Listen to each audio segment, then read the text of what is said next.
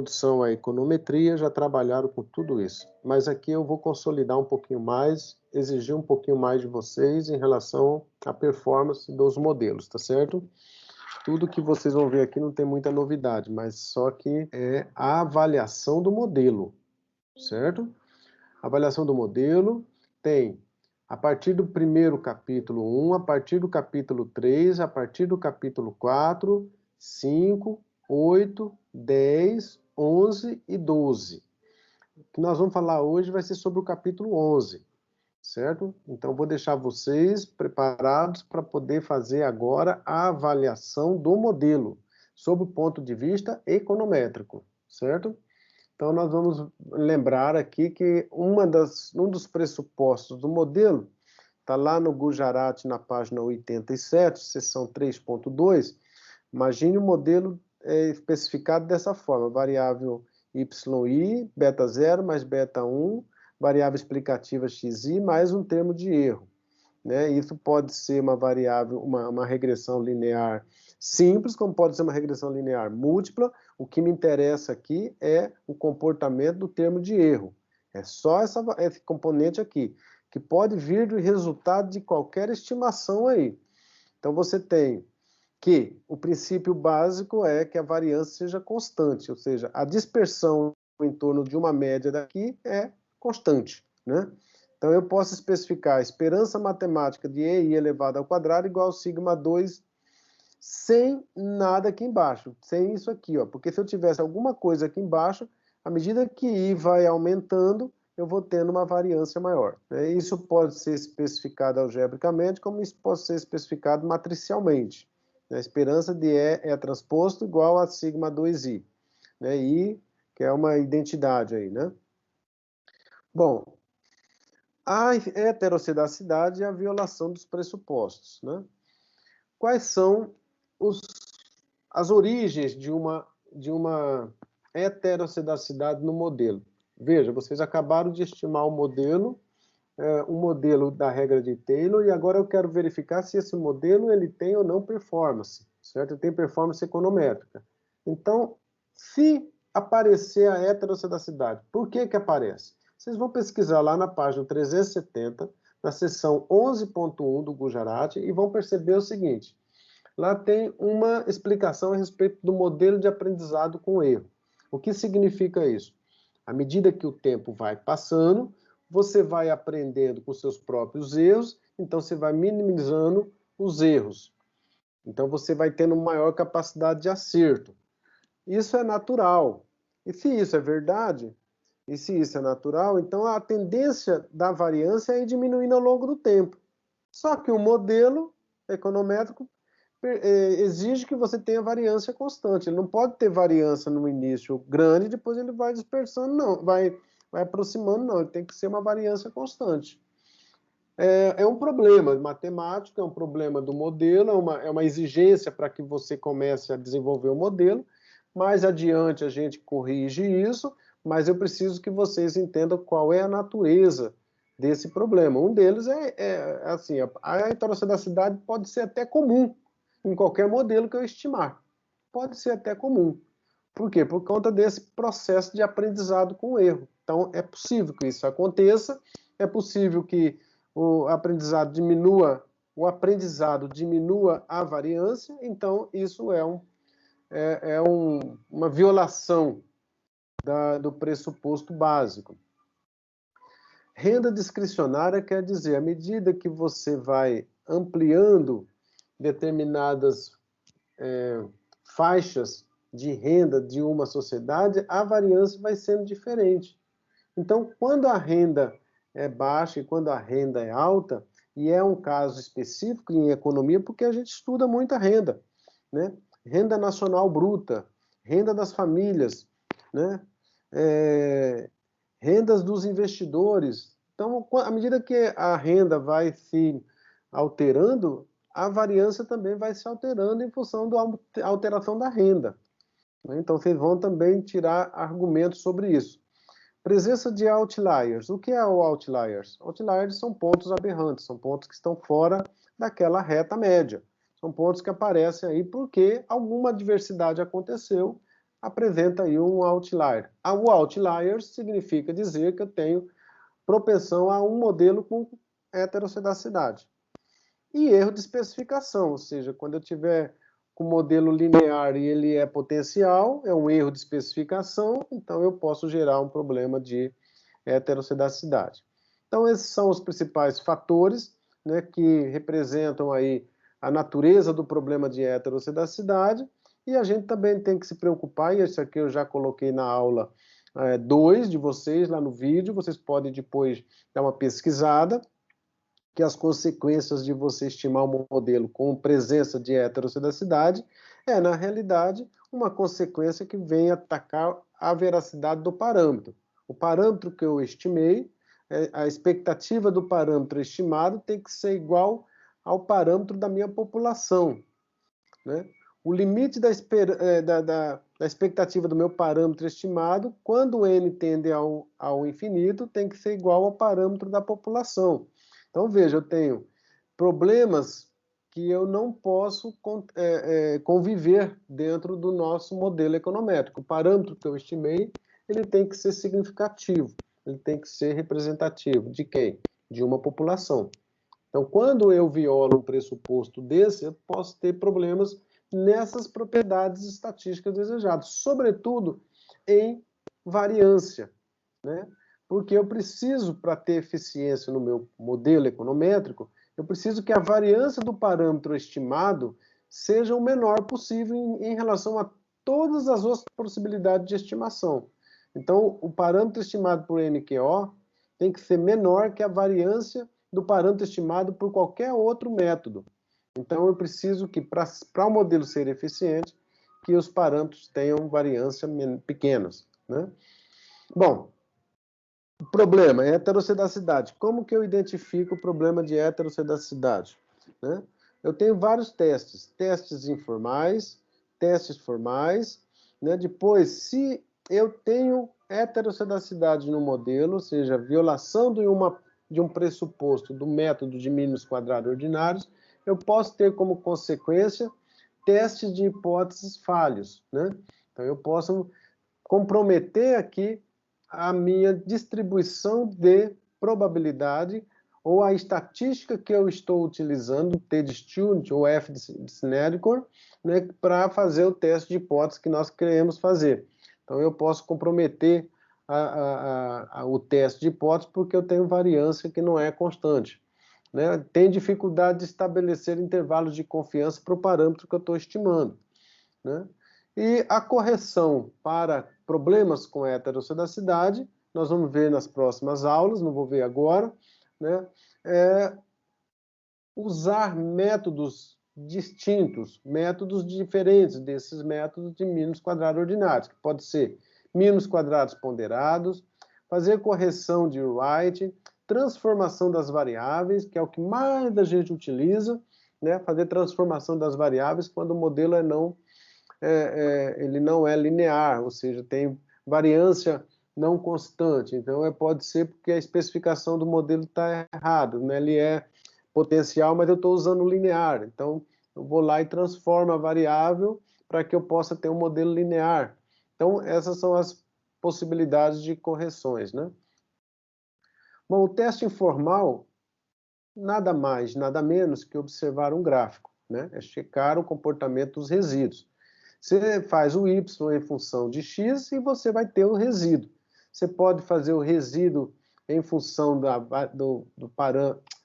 variável dependente estimada, o resíduo em função da variável explicativa, mas em geral a gente usa o resíduo em função do tempo.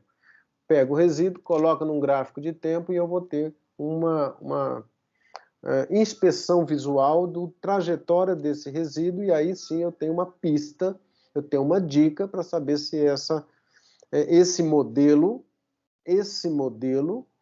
tem heteroscedacidade. Isso está no Gujarati, na página 381, certo? Então, ali tem algumas explicações gráficas, olha, né? São comportamentos que não são bons para o resíduo. Você pega o resíduo e coloca em função da variável, o resíduo e coloca em função da variável, né? Pode ter comportamento assim. Então, você pode fazer esse plot de cada resíduo em função da variável, para identificar, inclusive, qual a variável que pode estar causando a heterocedacidade, né? E você pode ter um resíduo assim, resíduo em função do tempo. E o ideal é que o resíduo tenha esse comportamento completamente aleatório e completamente sem orientação de direção, né? Então, você pode ter aqui um comportamento completamente aleatório. Esse seria o melhor resíduo. Não tem variância específica, ela é constante, de certa forma. Não tem um sinal como aqui atrás, ó, né? Aqui, ó, um sinal crescente, né? Então, ele tem aqui uma coisa completamente aleatória, é esse que é o resíduo que nós vamos perseguir, certo? Bom, os testes formais são diversos. Teste de Park, teste de Gleiser, teste de Goldfeld-Quandt, teste de Godfrey, teste de Breusch-Pagan, teste de Breusch-Pagan-Godfrey e teste de Wright. Então, todos os testes nós vamos fazer aqui para verificar e testar a presença de heterocedacidade. Por quê? Eu não posso conviver com um modelo estimado com presença de heterocedacidade. Por quê? Porque eu agrido todas as propriedades estatísticas desejáveis dos parâmetros estimados. Esse é o motivo. Então, eu não posso conviver com isso, certo? Então, nós vamos trabalhar isso. Primeiro teste nós vamos fazer é o teste de Park. Está lá na página 383 do livro do Gujarati, né? Park admite uma hipótese, né, de que a variância seja uma função da variável explicativa.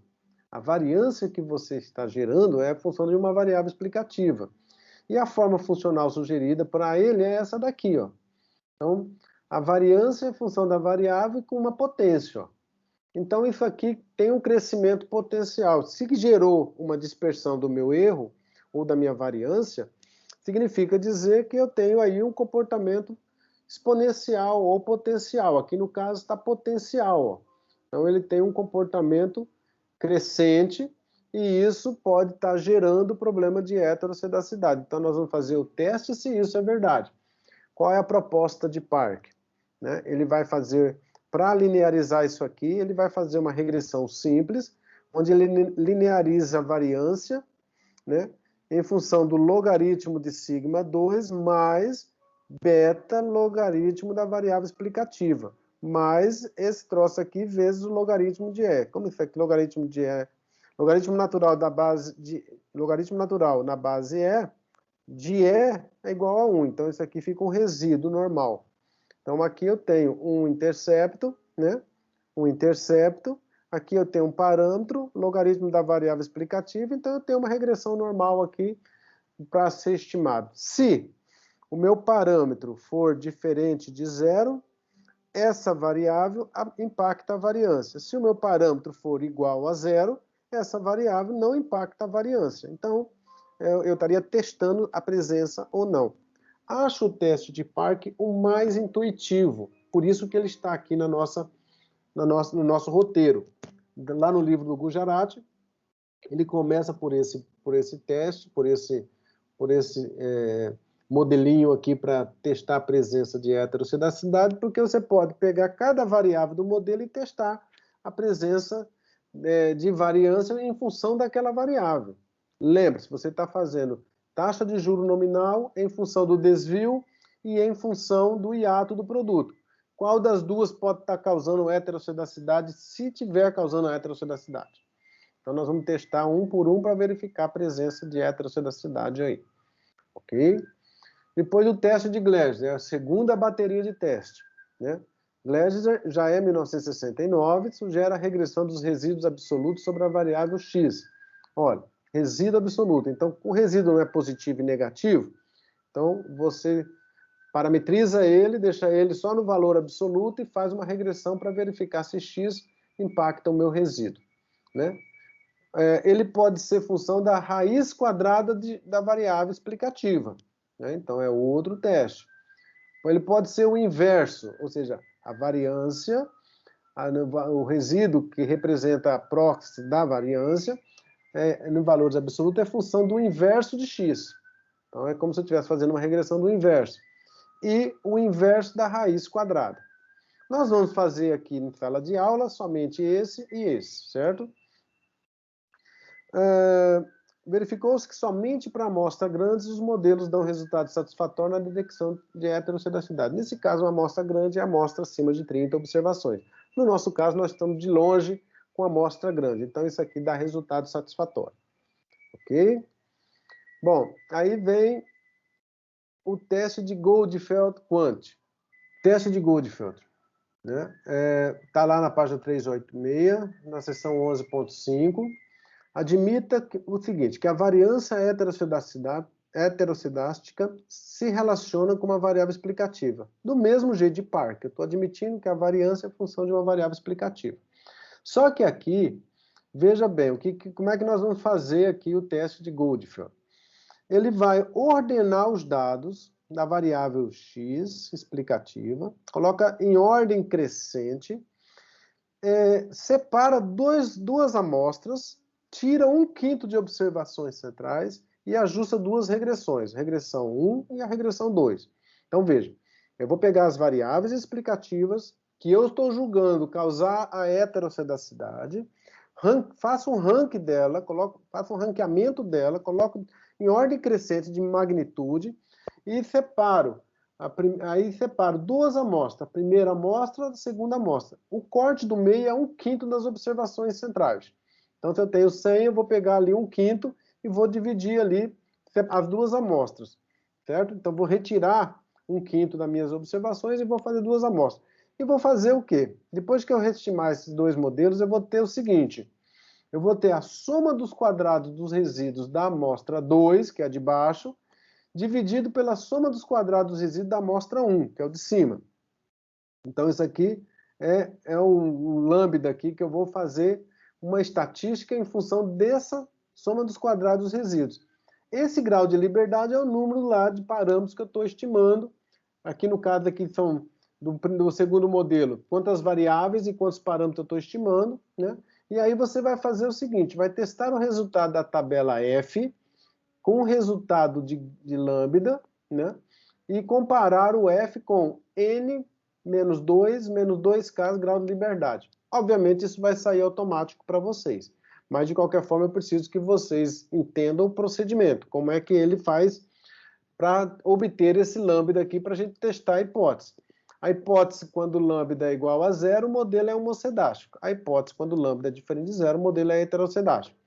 Perceba, o modelo homocedástico significa, se eu separei a amostra, estimei o modelo de regressão para a primeira amostra, estimei o modelo de regressão para a segunda amostra, divido o resultado da segunda amostra pelo resultado da primeira amostra, e o que eu vou ter é um parâmetro. Esse parâmetro vai ser um indicador para saber se a variância da segunda amostra é igual à variância da primeira amostra. Então, é como se eu estivesse comparando variâncias de dois modelos, dois momentos. E aí eu vou ter exatamente o modelo, se for idêntico, se as duas variâncias são idênticas, então eu não tenho heterossedacidade. Se os modelos são distintos, aí eu tenho heterossedacidade. Então, qual é a interpretação? Se lambda se revelar estatisticamente significativo, ou seja, aceitar a hipótese nula, conclui-se que não há heterossedacidade. Então, aceitando a hipótese nula é que as variâncias são idênticas, tanto no primeiro modelinho como no segundo modelinho. Então, eu comparei ali, fiz uma estatística, comparei com a distribuição de F e pronto. Eu tenho aí a confirmação se eu tenho heterossedacidade ou homocedacidade.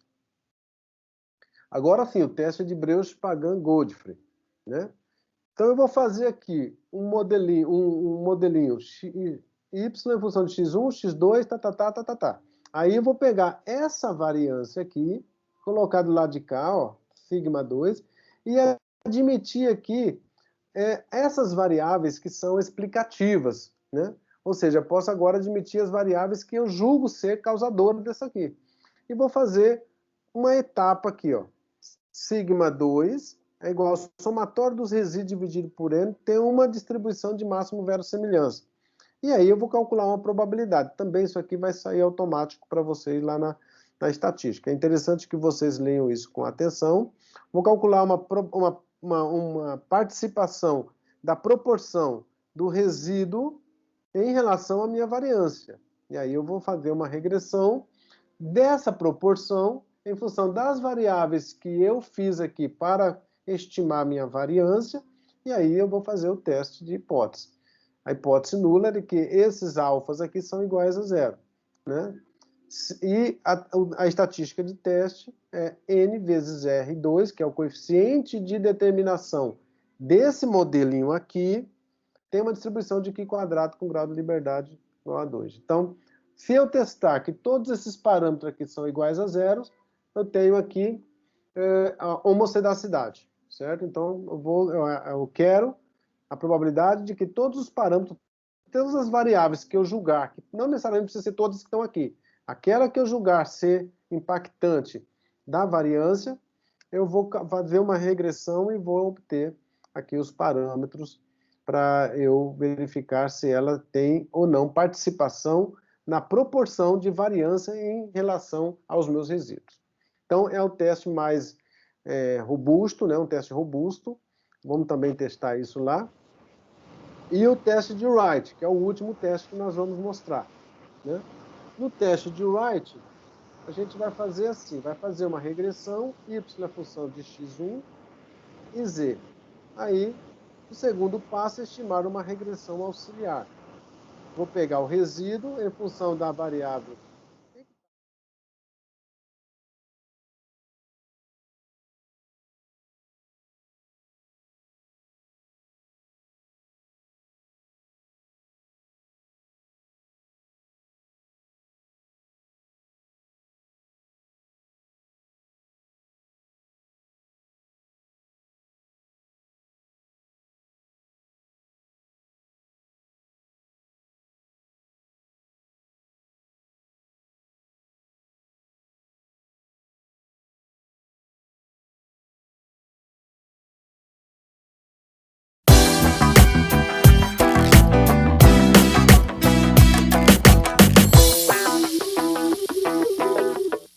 Então, veja, é muito tranquilo isso aqui. Eu vou fazer a regressão, certo? Vou fazer a regressão, né? Aqui vocês já fizeram, todos vocês já fizeram até a prova, né? Transformar em série temporal, certo? Bonitinho, sem bronca, né? Não preciso desses gráficos, né? Não preciso da estatística descritiva aqui. Fiz a regressão de Taylor número 1, mas eu quero a Taylor número 2, certo? Taylor número 2, que vai ser a de Afonso Celso Pastore. Então, vou fazer a regressão de Taylor número 2 aqui, certo? E vou ter o summary, e vou gerar quem? Vou gerar o resíduo, certo? O resíduo está aqui, ó. Então, esse resíduo que está sendo gerado é o objeto de análise do modelo econométrico, ou da avaliação econométrica. O resíduo que nós geramos pelo modelo que nós estimamos, ele vai ser objeto para a minha análise econométrica, ou a minha avaliação econométrica, ok? Então, veja que aqui eu tenho um comportamento que parece, visualmente, que ele é homocedástico, né? E aí, o que nós vamos fazer? Nós vamos fazer o primeiro teste, o teste de Park, ó. Está lá no Park 1966, página 383. Então, vou pegar o resíduo, elevar o resíduo ao quadrado, vou estimar o logaritmo do resíduo, vou pegar o resíduo, separar o resíduo aqui, ó. Olha, o resíduo elevado ao quadrado, logaritmo, né? E agora eu vou pegar esse resíduo, de acordo com o modelo que eu acabei de apresentar para vocês de Park, e vou fazer em função da variável que eu estou julgando ser a causadora do meu problema. É o desvio. Ah, o desvio está aqui. Veja, o desvio está aqui, ó, né? Veja que quando eu estimei o modelo de regressão, eu perdi duas informações aqui, janeiro e fevereiro. Por quê? Porque eu tenho defasagens. Então, eu vou fazer o logaritmo do resíduo. E vou fazer um gráfico. Olha lá como que dá, ó. Eu quebrei a amostra. Então, quando eu quebro a amostra de uma variável aqui, é porque eu tenho valores negativos e eu não calculo o valor negativo, o logaritmo de valor negativo. O que eu faço? Eu vou ali, procuro o valor mínimo da minha amostra, que é 1,5, e vou fazer o quê? O desvio ajustado, somando 1,6, ó, que é 1,5 não negativo, então eu vou somar 1,6. Aí eu vou ter o resíduo todo positivo. Aí sim eu vou fazer o logaritmo do resíduo, certo? Aí vai ficar o logaritmo dos resíduos, mas agora em desvio ajustado, certo? E vou calcular agora, como eu perdi duas informações lá em cima, eu vou começar em 2003 e vou terminar em 2022, certo? Então vou fazer uma regressão aqui, ó, né? E aí sim eu tenho o parque, ó. Parque é quem? O resíduo em função do desvio. Aí eu faço o summary, né? E vou ter aqui qual é a probabilidade de aceitar a hipótese nula, certo? Então veja que aqui eu faço o primeiro teste de Parque, levando em consideração o resíduo. E posso fazer também a mesma coisa em função do hiato, que é a outra variável explicativa do modelo, né? Também tem o mesmo problema, porque tem valor negativo ali. Não vou conseguir tirar o logaritmo pelo modelo de Parque. Aí eu pego o valor mínimo. O valor mínimo é 132.842. Aí eu somo esse valor hiato ajustado aqui, ó, e vou ter 132.843, um pouquinho a mais, né? Faço o hiato ajustado, calculo aqui o logaritmo agora e faço a regressão. Olha lá o hiato ajustado e faço a regressão e vou testar agora a significância estatística do parâmetro. Ó.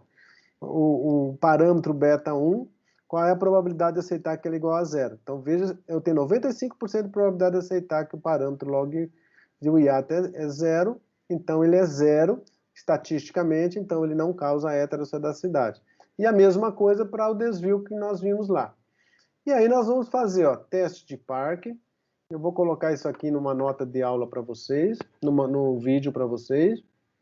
Teste de Gleiser, né, que aqui tem todas a receitinha de bolo aí do teste de Gleiser, né? Aí depois eu tenho o segundo teste de Gleiser, a raiz quadrada, né? Eu vou ter aqui também a raiz quadrada. O teste de Goldfeld-Quandt, olha quanto ele é fácil, pessoal. Ó, eu vou chamar o pacote library, het.test, né? E vou pegar a minha saída de regressão, Taylor, e vou fazer o summary. Vou ter aqui o resíduo, aí ele vai gerar o teste de Goldfeld-Quandt aqui, ó. Parâmetro estimado, que é aquele lambda, e aqui a probabilidade de aceitar que esse lambda é igual a zero. A probabilidade de aceitar a hipótese nula, certo? Então, veja, a hipótese alternativa, a variância aumenta da amostra 1 para a amostra 2. A hipótese nula é aceitar isso aqui igual a zero. Se isso aqui é igual a zero, não tem mudança de variância, ok? Bom, aqui o teste de Breusch-Godfrey, né? Também Breusch-Pagan-Godfrey, mesma coisa, aqui já sai a estatística, aqui já sai a probabilidade. Depois o teste de Wright, aqui você vai ter que chamar outro pacote, ó, Wright-Strep, né? Então aqui você tem a regressão e o teste de Wright, certo? Então pronto, aqui eu tenho a bateria dos testes todos aqui. Então eu queria que vocês fizessem aí para a próxima aula, né, para a gente discutir aí os resultados econométricos, os resultados da avaliação econométrica. Tudo bem, pessoal?